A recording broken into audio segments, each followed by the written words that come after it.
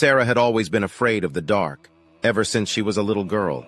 As an adult, she did her best to avoid being alone in the dark, always leaving the lights on in every room of her house. She even slept with a nightlight, just in case. One night, Sarah's power went out, leaving her in complete darkness. She tried to keep calm, telling herself that the power would be back on soon. But as time passed, she began to feel more and more uneasy. Just as she was starting to panic, she heard a faint scratching noise coming from her bedroom door.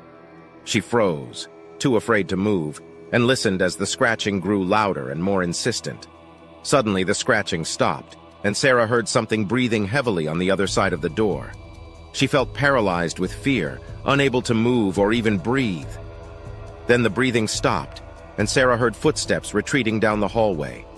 She waited for what felt like hours, too scared to move or even make a sound. Finally, the power came back on, and Sarah breathed a sigh of relief. She got up to investigate, but found nothing out of the ordinary. The door was still closed, and there was no sign of anyone or anything in her house. But Sarah couldn't shake the feeling that something had been in her house, something that had been watching her.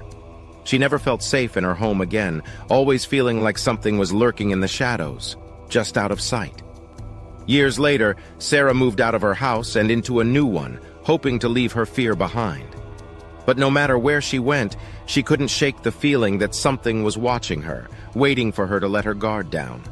She was left at unease, haunted by the memory of that night and the unknown entity that had invaded her home.